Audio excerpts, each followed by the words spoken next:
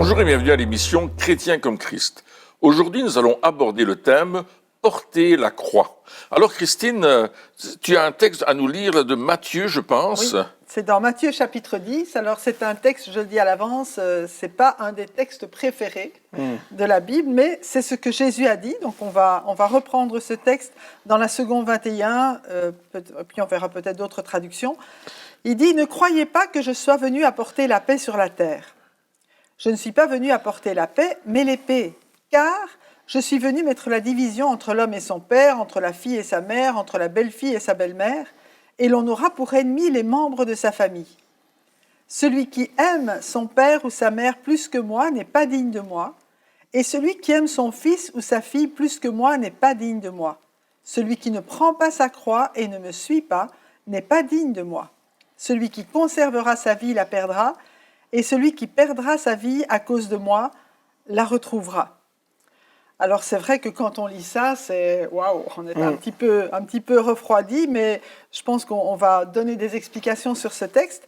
Juste que pour beaucoup, l'expérience de devenir chrétien n'est pas quelque chose qui a trouvé un accord auprès des membres de sa famille. Moi, je sais, quand je me suis convertie, même que ma famille était relativement chrétienne, mais quand ils ont vu que tous mes buts avaient changé, que j'étais vraiment devenue avec un focus pour Jésus, pour le suivre, ben ça était loin d'être l'unanimité dans la famille. Et puis, ils ont tous essayé de me dissuader.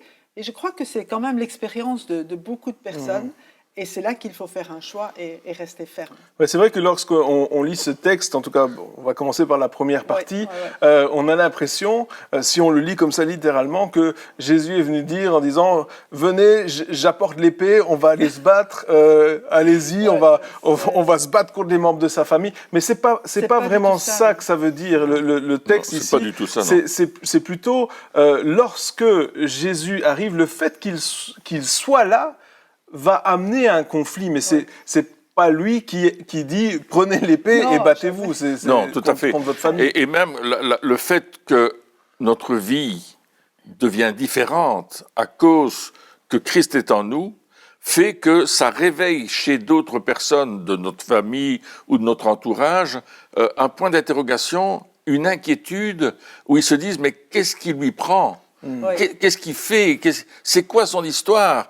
Et je me souviens que quand moi j'ai rencontré le Christ, je suis né dans une famille chrétienne avec des serviteurs de Dieu sur 4 générations, des gens qui étaient engagés dans le domaine missionnaire, etc. Et lorsque j'ai rencontré le Christ et que ma vie s'est tournée vers le Christ, alors il y a eu des tas de questions qui sont posées. Mais qu'est-ce que tu es en train de faire? Qu'est-ce que tu vis? Et là, je pouvais partager, mais je vis une rencontre avec Jésus qui a changé ma vie. Et bien sûr, il y a eu des tas de questions, mais aussi des tas de mises en garde. Fais attention de ne pas faire cela, fais attention où tu vas, fais attention de ne pas tomber dans une secte.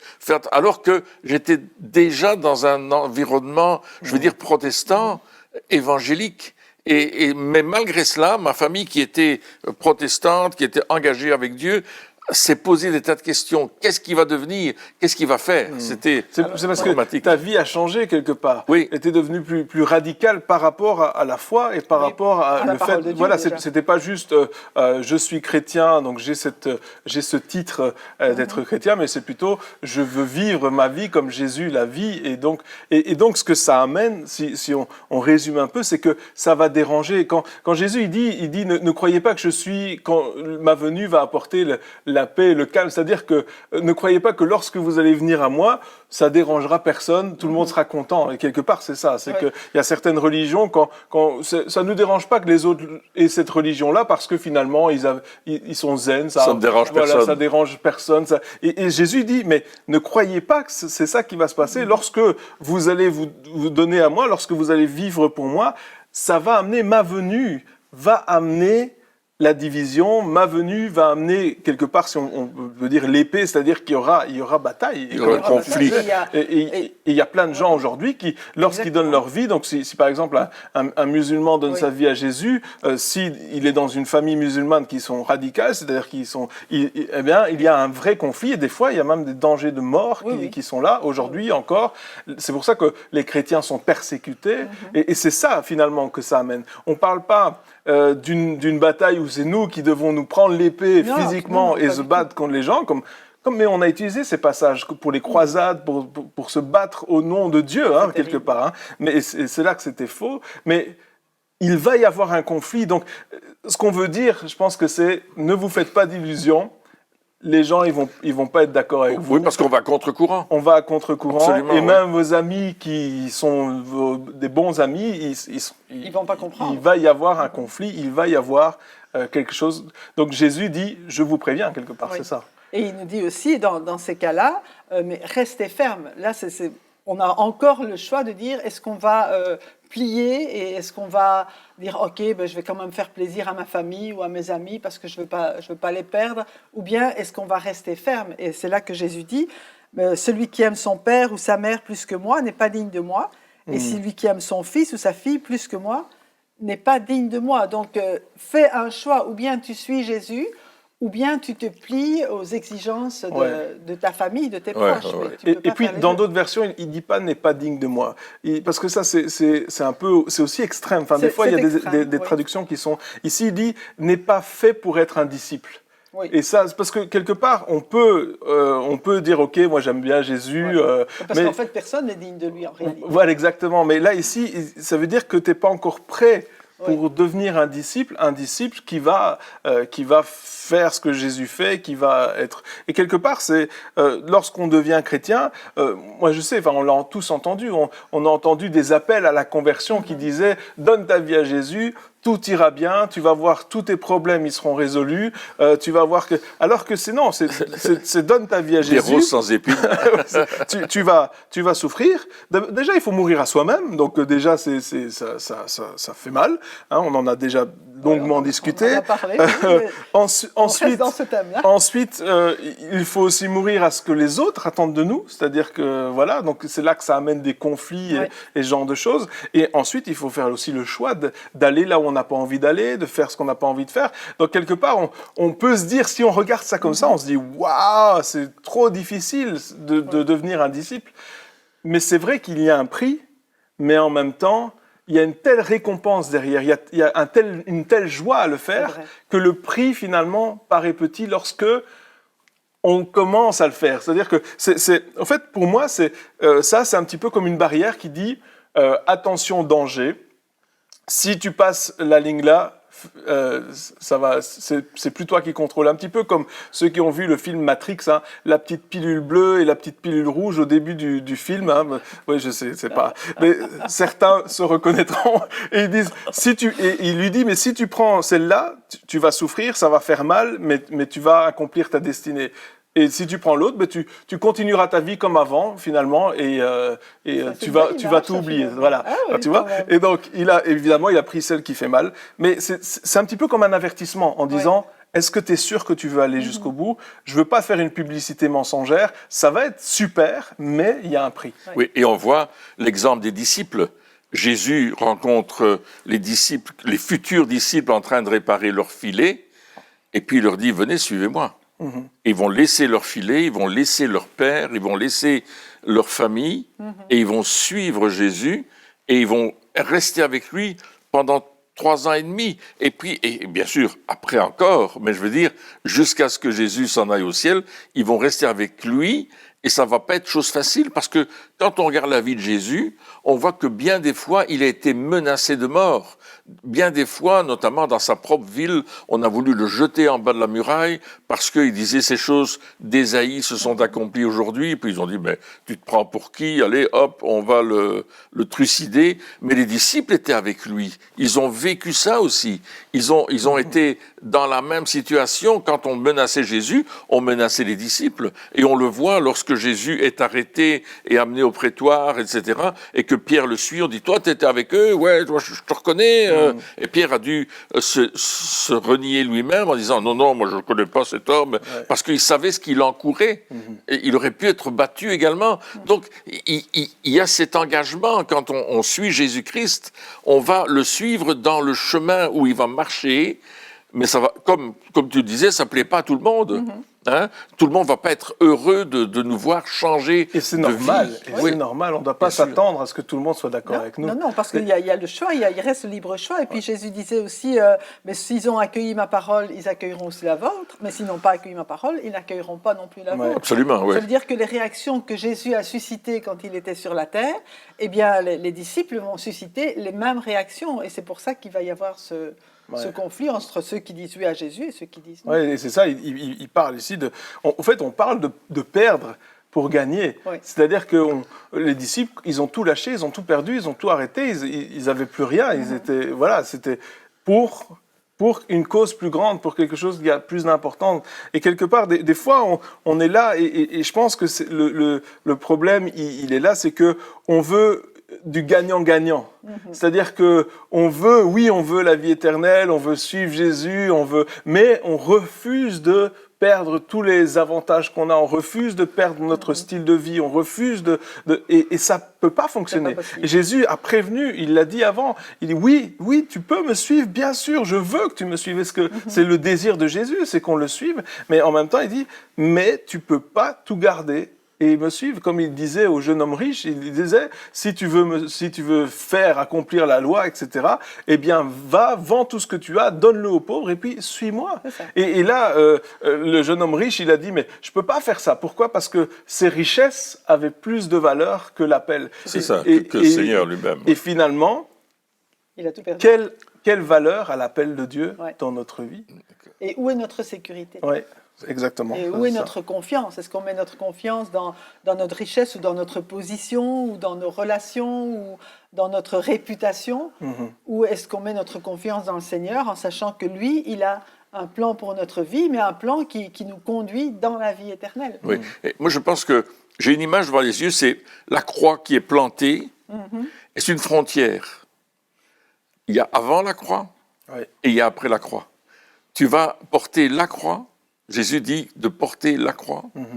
Et où est-ce qu'on se situe ? Est-ce que j'ai passé la frontière en disant « Ok, Seigneur, je vais porter la croix, quoi qu'il arrive, je vais la porter avec toi, je vais être avec toi, avec toi dans ce que tu fais, dans ce que tu dis, dans ce que tu agis. » Et effectivement, cette frontière entre avant la croix, tout le monde est avant la croix.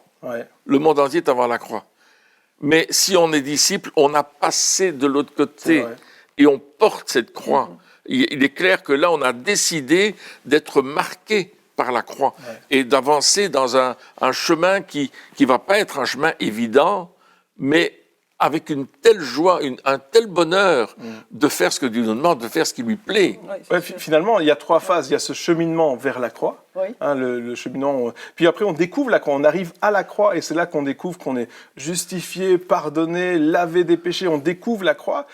Mais il ne faut pas rester à la croix. Il ne faut pas rester là. Il faut avancer. Et après, Jésus, il est dit, celui qui veut me suivre, il doit renoncer à lui-même et porter sa croix. Et une autre traduction dit, il doit participer, il doit porter ma croix quelque part, ou porter la croix avec moi. C'est ce qu'on a vu aussi. C'est ça. On a été crucifié avec Christ, donc c'est vrai que c'est sa croix qu'on...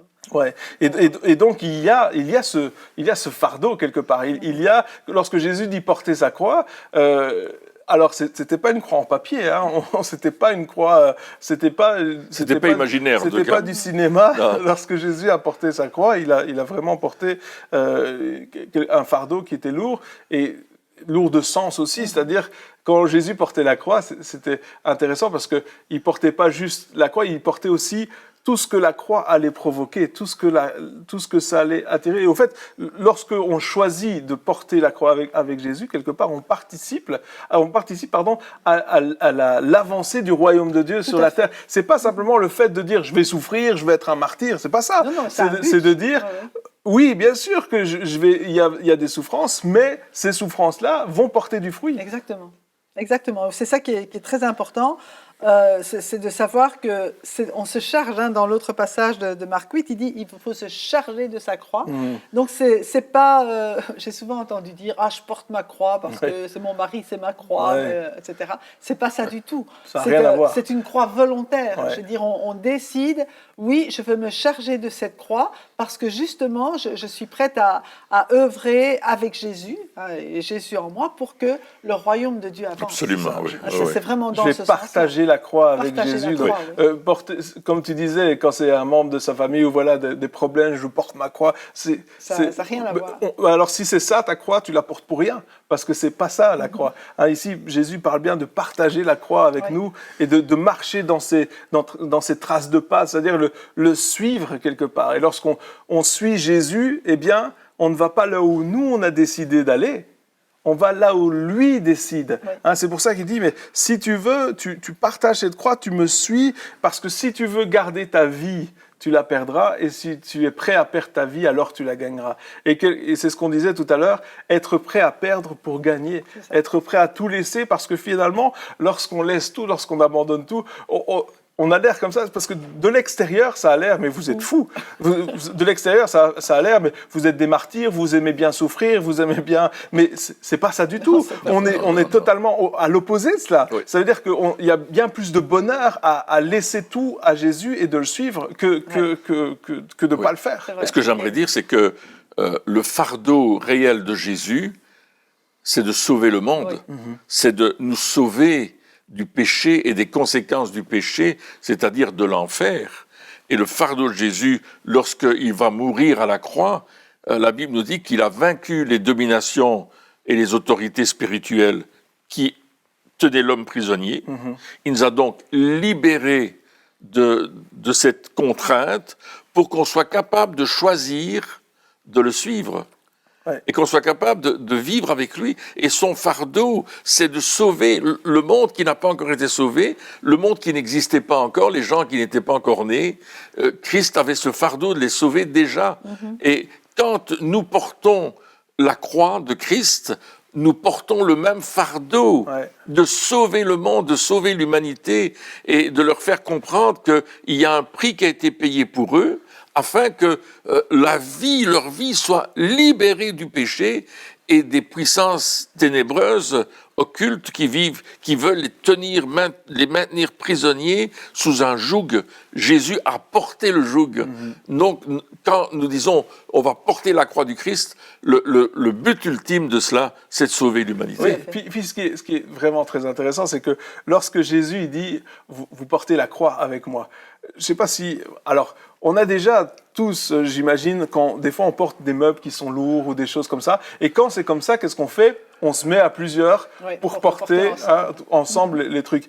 Et puis moi, je me souviens, quand j'étais gamin, j'aidais aussi pour porter ça, mais en réalité, j'étais pas assez fort pour porter. Et moi, finalement, je portais pas grand-chose, c'est-à-dire que oui, je faisais le même geste, oui, je soulevais un peu, mais avec mes propres forces, je ne pourrais pas le faire. C'est-à-dire qu'il y avait besoin des autres qui portaient plus que moi. Et je pense qu'avec Jésus, c'est la même chose. Lorsqu'il dit « vous partagez ma croix » quelque part, lui, nous, on est là, on participe, on dit hey, « ouais, je t'aide », mais finalement, on n'a pas ce même fardeau, on n'a pas ce même poids parce qu'on ne pourrait pas le supporter. Mais lui, il l'a fait déjà avant nous. C'est-à-dire que quelque part, on se dit « je participe », mais on ne participe pas quelque part parce qu'on est super fort et parce qu'on est, mais parce qu'il nous donne la chance, la possibilité de pouvoir participer à ça et d'avoir dit j'ai porté la croix avec Christ. Ouais, peut-être tu as porté 2 grammes sur les 3000 tonnes, je ne sais pas. Mais... Je me souviens d'un événement, je portais une poutrelle et il y avait un petit garçon, je ne sais plus qui c'était, et il m'a dit je peux t'aider à porter la poutrelle. J'ai dit oui, bien sûr. Et alors il a pris la poutrelle, l'a tenue, et puis moi je portais et la poutrelle et le garçon. Et lui il a dit à sa maman j'ai porté la poutrelle avec Pierre. Et en fait, j'avais tout pris. Je dis mais c'est lourd. Et puis j'ai regardé le gamin, il était suspendu à la poutrelle. Oui, mais c'est ça, des fois on a cette image parce que quelque part il y a ce désir de dire, OK, je veux marcher dans les pas de Christ, je veux aller avec lui, mais en même temps, on doit se souvenir de cette grâce qui nous est donnée, du fait qu'il est là et qu'il nous aide à faire les choses. Hein, c'est pour ça que dire « je porte ma croix tout seul », c'est pas juste. Non, il y a Jésus qui est là et qui porte avec nous. Et c'est un petit peu comme quand on parle de joug, hein, que Jésus dit « prenez mon joug », mais un joug, ça se fait à deux. Hein, ça se porte à deux, pas tout seul. Et donc oui, on prend le joug avec Jésus, mais c'est lui qui conduit. C'est lui qui porte tout. Oui, parce que lui, il disait pour nous aussi, mon joug est doux, mon fardeau léger. Oui, c'est ça. Donc quelque part, vous avez la partie légère du fardeau. Exactement. En fait. Donc on a tous en même temps, c'est super parce qu'on peut pas dire j'ai le mérite. On n'a pas le mérite. Nous, on a quelque part, on a la grâce de pouvoir le faire. Et il y en a des gens qui disent il faut absolument que je souffre, machin. Oui, alors il y a des parties de souffrance, évidemment, c'est ce qu'on vient de dire. Mais quelque part, Dieu est tellement bon, Jésus est tellement bon avec nous que toutes ces choses-là, il les porte avec nous. Et puis, quelque part, quand on porte la croix avec Jésus, donc on est avec lui, évidemment, on va marcher dans ses traces de pas. Ouais. Évidemment, on va aller là où il va. Évidemment, on va faire ce qu'il nous demande de faire. Donc, ça va devenir automatique quelque part. Et c'est ce que Pierre dit dans sa deuxième épître, au premier chapitre. Il dit qu'on est participant il nous a tout donné dans le fait qu'on devient participant à la nature divine. Et c'est exactement ça. Je vais porter la croix avec Christ. Je vais porter sa croix, en fait. Mais je suis participant à son œuvre. Ouais. Quand on dit à la nature divine, c'est l'œuvre, ça comprend l'œuvre universelle et radicale de Dieu dans tous les sens du terme, dans toute la longueur, la largeur, la profondeur, la hauteur. Je suis participant à cela. C'est extraordinaire. Ouais. Et c'est ça, porter sa croix, c'est d'être participant. Et c'est aussi souffrir avec Christ quelque part pour cette humanité perdue. Bien sûr, parce qu'il y a ce fardeau qui vient de Dieu. Hein, il y a cette intercession, cette compassion qui vient, qui est là, qui nous pousse à faire des choses aussi. Et pour recevoir, je veux dire, cette compassion, pour recevoir cet amour et ce désir, il faut d'abord avoir non seulement le désir, mais vraiment la volonté de dire « Ok, je ne vais plus m'occuper de ma propre vie, et je veux vraiment m'occuper de toi ». C'est ça qui dit celui qui veut sauver sa vie, il va tout perdre quelque part, parce qu'il aura manqué le but. Oui, parce qu'on n'aura pas mis les priorités au bon endroit. On aura dit « Ah mais non, moi le plus important c'est d'avoir un bon travail, une belle maison, une bonne situation familiale, toutes ces choses-là ». Et Jésus dit « Mais si c'est ça que tu cherches, si c'est après ça que tu cours, eh bien, tu vas courir sans jamais l'attraper. Et finalement, tu vas perdre ton temps. Tu vas perdre ton temps et tu perdras ta vie parce que nous avons été créés pour accomplir la volonté de Dieu. C'est notre but. Il y a un vide terrible qui va se passer dans le cœur de l'homme. Et même si tu es devenu... Je connaissais un homme qui était devenu un champion du monde de skateboard. Hein, je ne sais pas si j'en ai déjà parlé un jour, et lui, il avait sa ligne de vêtements, il avait beaucoup d'argent, il était vraiment très riche. Hein, il habitait aussi dans une région très riche, mais sa vie était vide. Et tout ce qu'il faisait pour la remplir, c'est comme si ça s'écoulait tout le temps et il n'y avait jamais le bonheur, ça ne durait qu'un moment, puis il n'avait pas le bonheur, malgré tout l'argent qu'il avait, toutes les facilités qu'il avait. Et un jour, il y a un message de l'Évangile qui l'a touché. Et là, c'est comme si tout d'un coup, le voile de ses yeux est tombé et il s'est dit « Waouh, mais moi, c'est ça que j'ai besoin. » Et ce jour-là, il a demandé à Christ de devenir son sauveur. Il a confessé son péché, il s'est tourné vers Dieu, et en un instant, il a été délivré de ce péché. Sa pensée est devenue différente, et il a commencé à mettre toute sa fortune et tout ce qu'il était au service de Dieu, tout de suite, parce qu'il s'est dit, waouh, il a donné ça pour moi. Sens de la vie. Ouais, le vide était comblé. C'est ça. Hein, il y avait un vide. Le truc, c'est que, alors ici, on parle de conversion, mais on peut être chrétien depuis des années. Tout à fait. Et ne pas vouloir porter sa croix. Oui, mais c'était son cas, il était chrétien, il avait été élevé chrétiennement. C'est ça, on peut avoir donné notre vie à Jésus, aller à l'église tous les dimanches, on peut avoir toutes ces choses-là et ne pas vouloir porter sa croix et ne pas vouloir perdre sa vie. Et on peut, aujourd'hui, il y en a beaucoup. Oui, c'est vrai. Mais si c'est ça le cas, la décision doit être prise maintenant. Je veux dire, c'est pas trop tard. La vie est tellement... Oui, bien sûr, il y a des sacrifices. Oui, bien sûr, voilà, c'est pas toujours évident, mais c'est tellement mieux. C'est tellement mieux de pouvoir dire à Jésus, Seigneur, je te donne tout. Finalement, c'est ça, le choix. Jésus te dit, mais choisis maintenant. Choisis de mourir un petit peu comme le grain. Hein, le grain doit mourir. S'il veut porter du fruit, il doit mourir. Tu peux pas porter du fruit si tu meurs pas. Tu peux pas apporter du fruit si tu veux garder le contrôle de ta vie.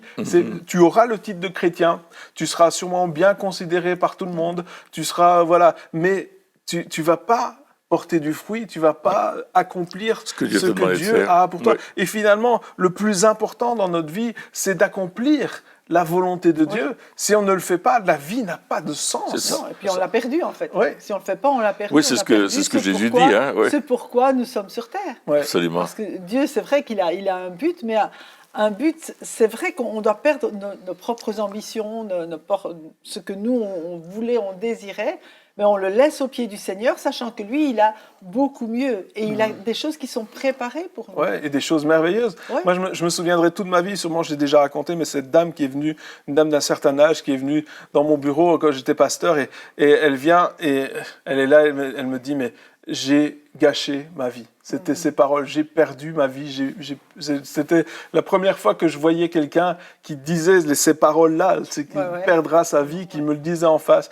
Elle dit, j'ai dit non, rassure-toi, ça va, tu as encore des années devant toi, tu peux encore...